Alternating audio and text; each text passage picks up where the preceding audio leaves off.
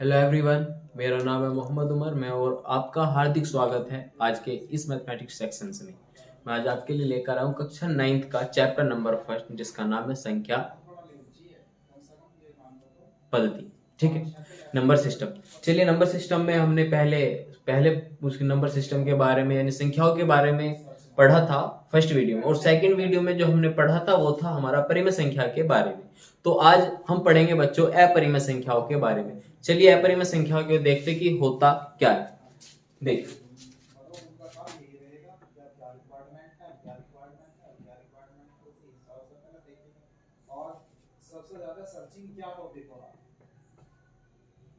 अपरिमेय जिसको बोलते हैं इंग्लिश में इरेशनल नंबर। देखिए बच्चों कि संख्या रेखा अपरिमेय संख्या होता क्या है। क्या बच्चों कि अपरिमेय संख्या होता क्या है, कि उस अपरिमेय संख्या से पहले मैं चाहता हूं कि आप परिमेय संख्या पर थोड़ा सा ध्यान फरमाइए। देखिए कि परिमेय संख्या क्या होता है।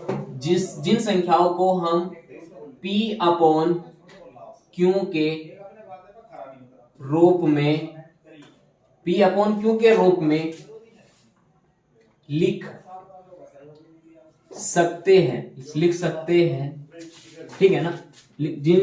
जिन संख्याओं को हम P अपॉन Q के रूप में लिख सकते हैं, चलो ठीक है ना। जिन संख्याओं को हम P अपॉन Q के रूप में लिख सकते हैं जहां P और Q बच्चों क्या हो, पूर्णांक। जहां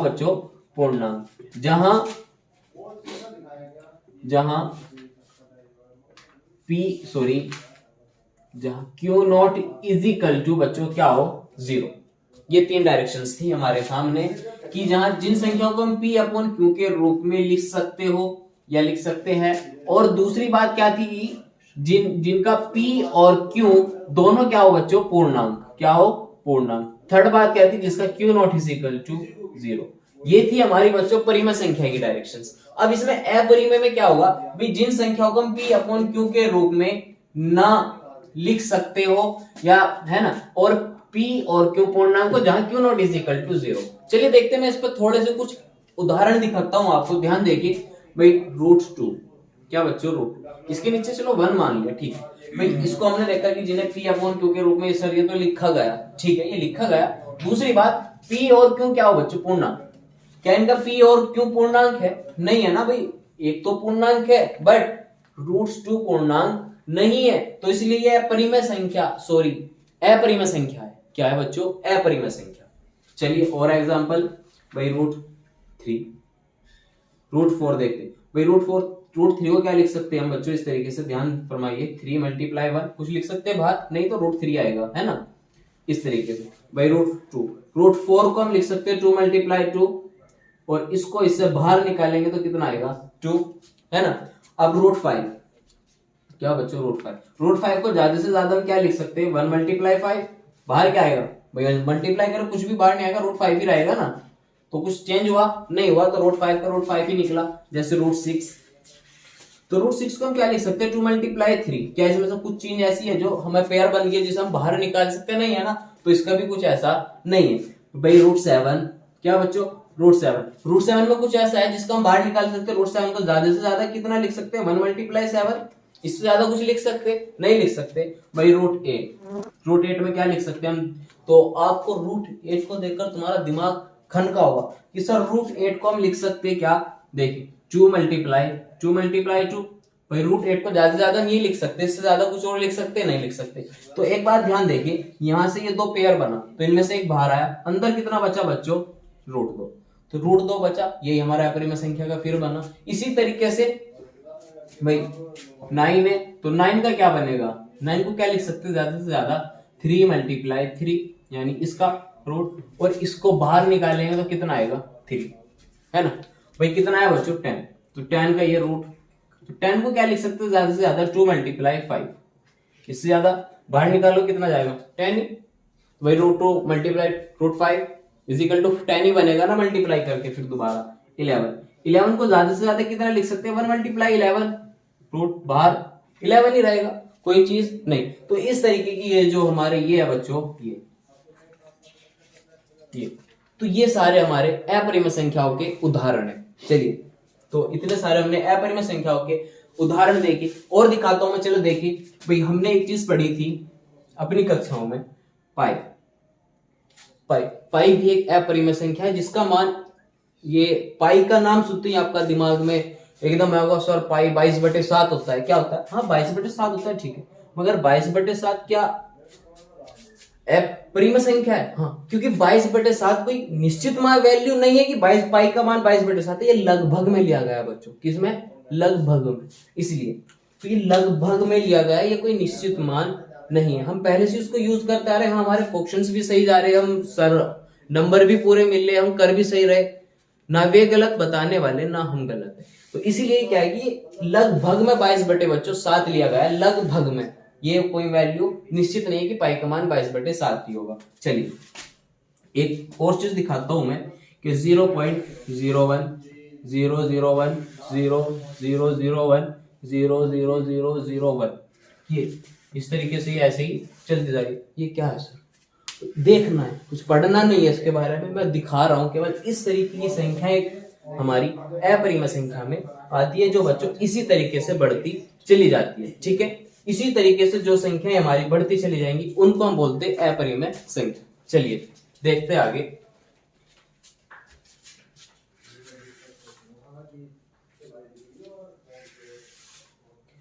भाई इससे पहले कि हमने पढ़ा था, भाई सबसे पहले हमने पढ़ा बच्चों परिमेय संख्या। क्या पढ़ा था? परिमेय संख्या।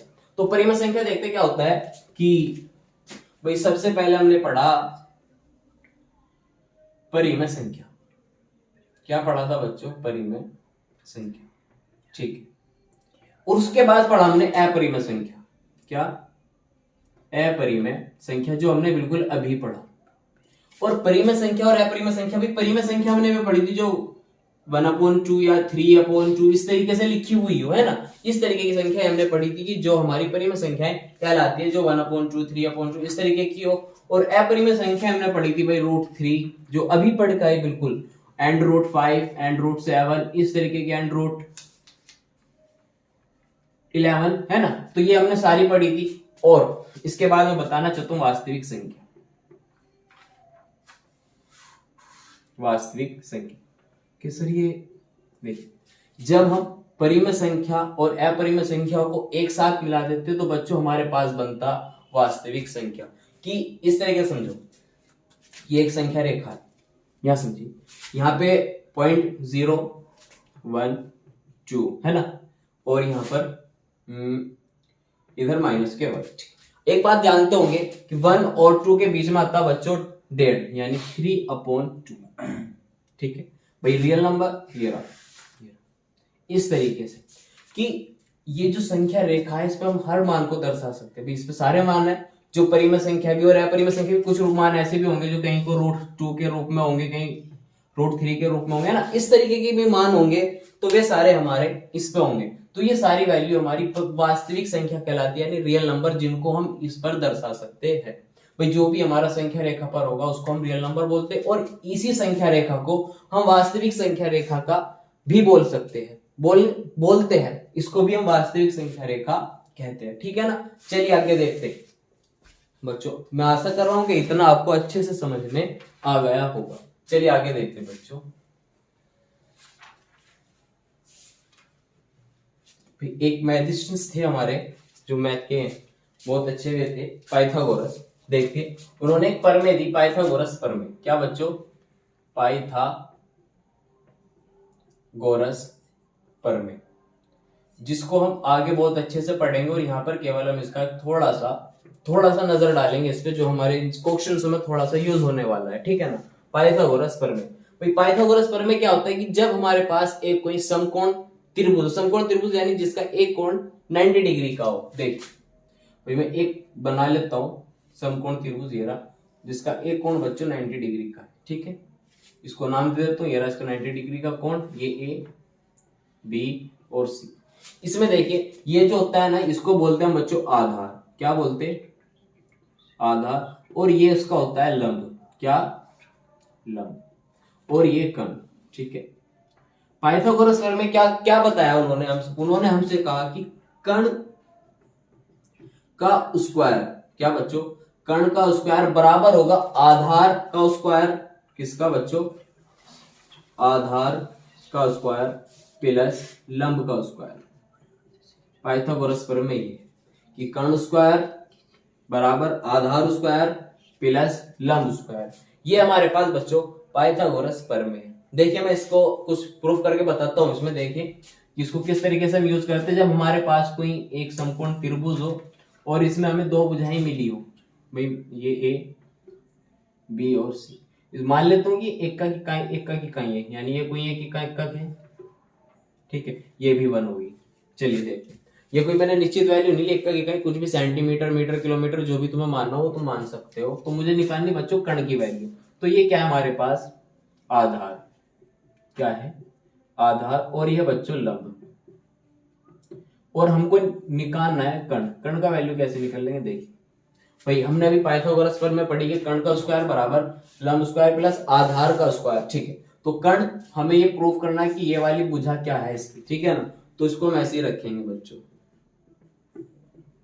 कर्ण का स्क्वायर, आधार यानी आधार कितना बच्चों 1, कितना है 1, तो 1 की पावर 2 प्लस लंब कितना पड़ा है 1, तो लंब कितना पड़ा बच्चों 1 की पावर 2, ठीक है। इसके बाद 1 की पावर 2 का मान 1 प्लस 1 की पावर 2 का मान 1, तो एडिशंस करके कितना है बच्चों 2, ठीक है। तो कितना कि कर्ण का स्क्वायर चल ही रहा बराबर में, ठीक है। तो ये अब स्क्वायर इधर चला जाएगा तो कर्ण का वैल्यू कितना निकलेगा, कर्ण इज इक्वल टू √2। तो कर्ण का वैल्यू बच्चों कितना आ गया √2, यानी ये जो वैल्यू निकली है इस वाली की, ये निकली है √2। इस तरीके से हम इसको पाइथागोरस को यूज करते हैं। ये केवल बच्चों समकोण त्रिभुज में ही यूज होगी, अन्यथा और त्रिभुजों में इसका यूज हम नहीं कर सकते।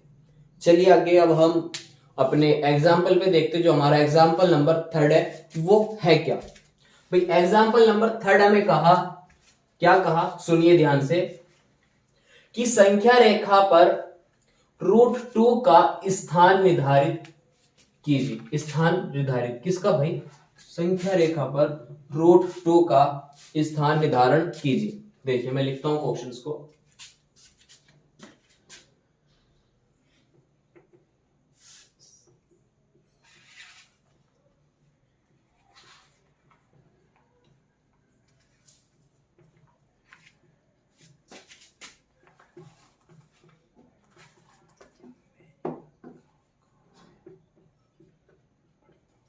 निर्धारण यानी निरूपित करना भी होता है बच्चों, है ना, निरूपित कीजिए, ठीक है। चलिए भाई किसका मान निकालना, √2 का। √2 का मान संख्या रेखा पर, देखे कैसे निकाल लेंगे, यानी संख्या रेखा, भाई मैं एक संख्या रेखा बना लेता हूं, ध्यान से देखना बच्चों कैसे करेंगे। एक संख्या रेखा हमने खींच ली। अब इसमें क्या करेंगे कि यहाँ पे इसका 0 पॉइंट्स, यहाँ 1 और यहाँ 2, 1। तो ध्यान से देखना बच्चों, यहां से और यहां तक की जो इसकी दूरी है वो मैं ले रहा हूं 1 सेंटीमीटर। कितनी, 1 सेंटीमीटर की। जब आप अपने इसको कॉपी पर बनाओगे तो जब स्केल से एक लाइन खींचोगे तो 1 और 2 के बीच में 1 सेंटीमीटर का स्पेस होगा, ठीक है। इसके बाद 1 सेंटीमीटर का, अभी हमने संख्या क्या पढ़ा था कि जब हमें √2 का वैल्यू निकल ली थी ना, अभी पीछे की हमने एक समकोण त्रिभुज बनाया था इस तरीके से, जिसमें हमने एकक इकाई ली थी, जिसकी ये 1 और ये भी 1। तो यही चीज हम यहाँ करेंगे। क्या करेंगे कि यहाँ पर एक 90 डिग्री का एक समकोण त्रिभुज बना ले। क्या करेंगे, यहां से लेकर यहां तक दूरी ली हमने 1 सेंटीमीटर, ठीक है, 1 सेंटीमीटर की दूरी ले ली, और इस पर 90 डिग्री का एक कोण बनाएंगे, लंब डाल लेंगे इस पे, यहाँ पे 1, ठीक, ये बन गया। और ये भी हम 1 सेंटीमीटर ही लेंगे। कितनी लेंगे बच्चों, 1 सेंटीमीटर। ये भी यहां से यहां तक 1 सेंटीमीटर, और ये भी यहां से यहां तक 1 सेंटीमीटर। इसके बाद हम इसको यहां मिला देंगे, ठीक है। नाम दे दो इसका A, B और C, ठीक है। यहां तक बात समझ में आ गई। इसके बाद अब इसमें हम पाइथागोरस प्रमेय का इस्तेमाल करेंगे। क्या करेंगे बच्चों, पाइथागोरस प्रमेय। पाइथागोरस प्रमेय, अब पाइथागोरस प्रमेय है क्या, जो बिल्कुल अभी हमने पढ़ी कि पाइथागोरस प्रमेय क्या होता है कि कर्ण का स्क्वायर बराबर आधार का स्क्वायर प्लस लंब का स्क्वायर, यही पढ़ी हमने। और इसमें आधार कितना बच्चों, ये 1 सेंटीमीटर, और लंब कितना, ये रहा 1 सेंटीमीटर। यहां तक कि बच्चों बात इतनी समझ में आ गई होगी। चलिए देखते, रखते, आधार की देंगे 1 सेंटीमीटर यानी 1 की पावर 2 प्लस लंब की देंगे, लंब कितना बच्चों 1 की पावर 2 बराबर में चल रहा है इसके कर्ण का होल स्क्वायर। ठीक है, बाद में यहाँ भी कर्ण का होल स्क्वायर बराबर भाई 1 की पावर 2 का मतलब 1 प्लस 1 की पावर 2 यानी 1 है ना, 1 की पावर 2 यानी 1। इसके बाद क्या आया, कर्ण का स्क्वायर बराबर 1 और 1 बच्चों बना हमारे पास 2। ठीक है, अब ये स्क्वायर इधर चला जाएगा, पावर 2 हम उधर भेज देंगे तो क्या बचेगा, कर्ण बराबर √2। ठीक है, √2 बचेगा। अब ये जो हमारे पास कर्ण निकला यानी यहां से यहां तक ये निकल गया बच्चों √2, ये हमने प्रूफ कर लिया कितना √2। अब क्या करेंगे, हम अपने पास एक लेंगे प्रकार और प्रकार में पेंसिल लेकर अब क्या करेंगे, प्रकार की चोंच को रखेंगे बच्चों यहाँ, प्रकार की चोंच रखेंगे हम इस पॉइंट पे, इस पॉइंट पे और यहाँ, और जो पेंसिल की चोंच होगी वो उसको रखेंगे बच्चों हम यहाँ इस पे, यानी प्रकार में यहां से और यहां तक की हम दूरी भर लेंगे, प्रकार की चोंच यहाँ और प्रकार की पेंसिल की चोंच यहाँ, और यहां से उसको ऐसे जब करेंगे तो उसको एक चाप हम ऐसे लगाते चले जाएंगे, तो वो इस तरीके से उसको काट देगा, जहां भी इस रेखा को काट दे यानी यहाँ, यही बन गया बच्चों हमारा √2। ये हो गया हमारा √2 का स्थान निर्धारित संख्या रेखा पर। इस तरीके से हम √2 का स्थान संख्या रेखा पर निर्धारण कर सकते हैं। चलिए उदाहरण नंबर 4 देखते हैं। अगला उदाहरण 4 में क्या कहा कि वास्तविक संख्या रेखा पर √3 का स्थान निर्धारण कीजिए। क्या कहा बच्चों, यहीं इसमें चेंज कर देता हूं मैं, वास्तविक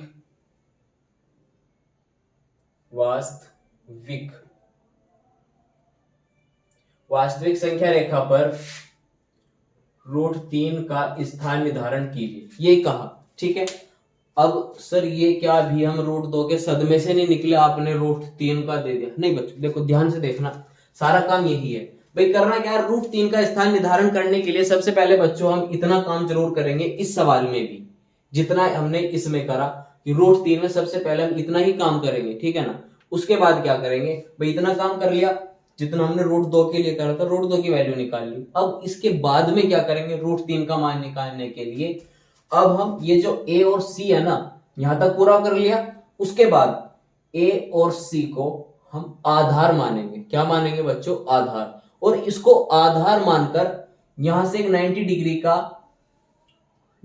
का लंब पर एक रेखा खींचेंगे, जैसे हमने यहाँ पर ये आधार था भाई, मान लो ये लाइन हमारी, ये जो AC है ये इस तरीके से हमने स्ट्रेट कर लिया, ये ऐसे होगी AC, तो इस पर हम एक 90 डिग्री का कोण बनाएंगे तो इस तरीके से बनेगा, है ना, इस तरीके से। अगर मैं इसको ऐसे उठाता चला जाऊं तो ये रेखा ये ऐसे घूमती चली जाएगी। ध्यान से देखना बच्चों, इस तरीके से ये इस तरीके से उठती चली जाएगी, है ना। तो ये जो बना हमारा 90 डिग्री का कोण, कितने का, 90 डिग्री का। और इसमें क्या करेंगे, हम जो इसमें लेंगे वो भी हम 1 सेंटीमीटर ही लेंगे, ठीक है, ये भी 1 सेंटीमीटर। और इसको इसके चित्र को मैं थोड़ा इधर बना लेता हूं, नीचे ये ऊपर अच्छा नहीं लग रहा। देखिए भाई, यहां देखो कि जितना काम हमने इसमें करा, जितना वर्क हमने इसमें करा, इतना ही हम यहां करें भाई। यहां तक लिया, ये 0 1 और 2, इसके बाद यहां पर एक 90 डिग्री का कोण बना लिया और इसको हमने बच्चों मिला दिया, ठीक है। और ये हमने √2 की वैल्यू निकाल ली, इसका दे दिया A B C, ठीक है ना। और ये हमने स्थान निर्धारण कर दिया, यहाँ पर √2 निकाल लिया, ठीक है। इसके बाद बच्चों क्या करेंगे, हम यहाँ पर एक 90 डिग्री का कोण बनाएंगे, यानी इस तरीके से बन गया। यहाँ पे ये बना बच्चों हमारा 90 डिग्री का। अब ये 1 सेंटीमीटर ही लिया हमने, 1 सेंटीमीटर यहाँ से और यहाँ तक, इस बिंदु तक, ये यहाँ से बिंदु C से, और ये इसका नाम दे दो D, यहाँ तक हमने 1 सेंटीमीटर ले ली और इसको यहाँ मिला दिया। इसके बाद ये 1 सेंटीमीटर ली। अब आधार कितना निकला बच्चों इसमें, इस वाले में, इसमें नहीं देखना, ऊपर देखना जो इसमें आधार है हमारे पास, कितना आधार, वो है √2, और लंब वो है बच्चों 1, लंब ये हुआ ना, लंब ये और आधार ये। इसके लिए फिर हम क्या लगाएंगे, अब दोबारा त्रिभुज कौन सा, ACD में, त्रिभुज ए सी डी में क्या करेंगे बच्चों, पाइथागोरस प्रमेय लगाएंगे, पाइथागोरस प्रमेय। तो रूट 3 का उदाहरण चल रहा है, ठीक है ना, पाइथागोरस प्रमेय। ठीक है, इसमें क्या लगाएंगे बच्चों, पाइथागोरस प्रमेय क्या लगाएंगे, कण की पावर 2, कण की पावर 2 बराबर आधार की पावर 2 प्लस लंब की पावर 2। ठीक है, अब देखो आधार कितना है बच्चों हमारे पास, √2, कितना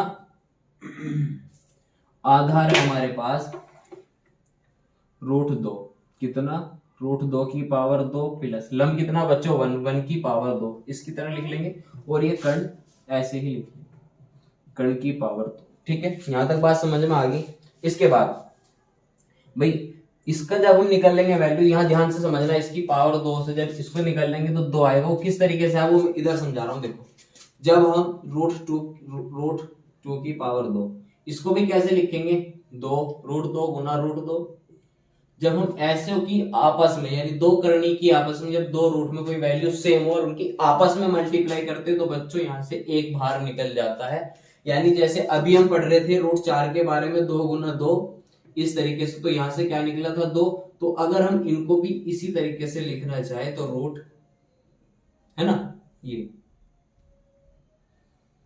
तो ये अलग अलग हो गया, अंदर इस तरीके से बन जाएगा, तो कितना बनेगा बच्चों 2। बात समझ में आ गई, चलिए देखते हैं। तो यहां से ये बाहर निकला है कितना बच्चों 1, ठीक, कितना 1, इधर कितना हमारे पास कण की पावर 2।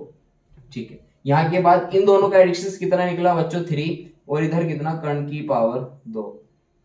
अब ये पावर 2 हम उधर भेज देंगे, तो पावर 2 गया उधर, तो कितना बना √3, तो √3 की वैल्यू हमारे पास निकल गई। यानी ये जो कण आया बच्चों, ये वाला जो निकला कण, ये निकला हमारे पास √3। ठीक है, इसके बाद क्या करेंगे, अब हम अपने प्रकार की जो चोंच है वो रखेंगे हम बच्चों इस वाले बिंदु पर, है ना। तो अगर इस वाले में समझना चाहो तो इस तरीके से, यानी यहां से यहां मिला लिया, फिर इसको हमने और 1 सेंटीमीटर ले लिया, तो इस पर रखेंगे, इस पर, है ना। तो इस पर रखने के बाद क्या होगा, यानी यहां से हमने यहां तक चोंच रखी, और यहाँ पे प्रकार की चोंच, और यहाँ पेंसिल, फिर इसी तरीके से एक चाप हम इस तरीके से इसको लगा देंगे। तो जहां भी इस रेखा को ये बच्चों कटेगा, इसको ही बोलेंगे हम √3। इतनी बात समझ में आ गई। चलिए, तो आज का ये सेक्शन हमारा यही खत्म होता है। तो अगला हम इसकी एक्सरसाइज लेकर आएंगे, उस एक्सरसाइज के लिए बने रहिए और इंतजार करिए हमारी नेक्स्ट वीडियो का। आपको ये वीडियो अच्छी लगी हो, जो ये पढ़ाया हमने आपको पसंद आया हो, तो वीडियो को लाइक और चैनल को सब्सक्राइब जरूर कीजिए। धन्यवाद।